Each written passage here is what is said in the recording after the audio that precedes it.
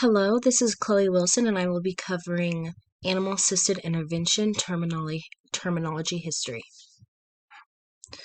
Starting in 1792, Quaker York Retreat was the first recorded use of animals in therapeutic settings, using rabbits and poultry.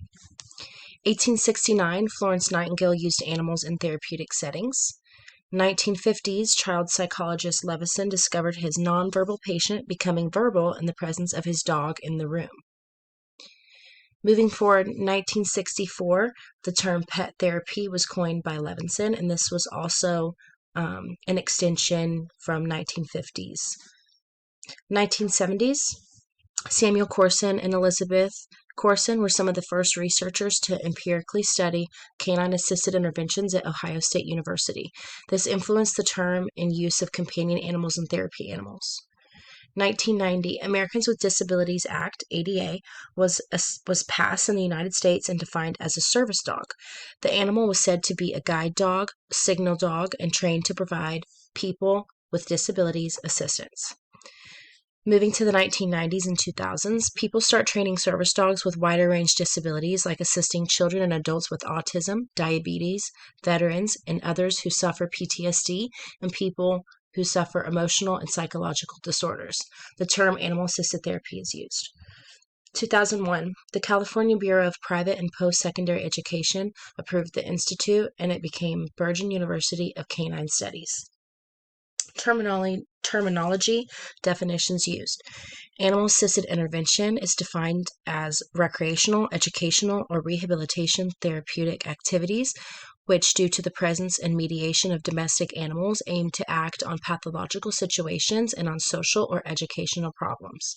Animal-assisted therapy is defined as a goal-oriented, planned, and structured therapeutic intervention directed and or delivered by health, education, or human service professionals, and focused on socio-emotional functioning of the human recipient, either in a group or individual setting.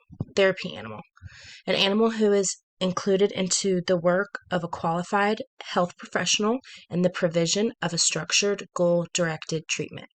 Service animal, an animal who performs at least one identifiable task or behavior, not including any form of protection, comfort, or personal defense, to help a person with a disability to mitigate the impacts of that disability, and who is trained to high standard of behavior and hygiene appropriate to access public spaces that are prohibited to most animals.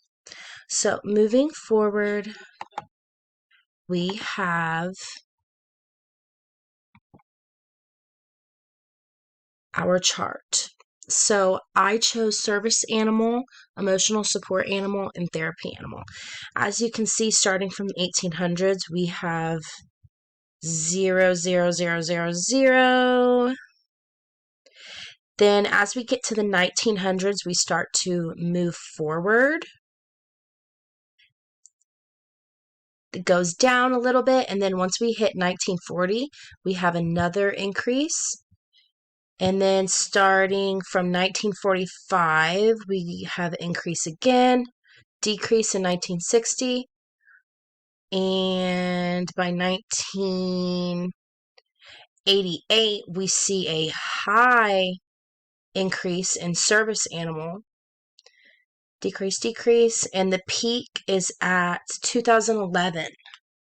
The peak for therapy animal is 2014, so a little bit later. And then emotional support animal, the peak is in 2019. So service animal is definitely the most searched in the group of compared to therapy animal and emotional support animal.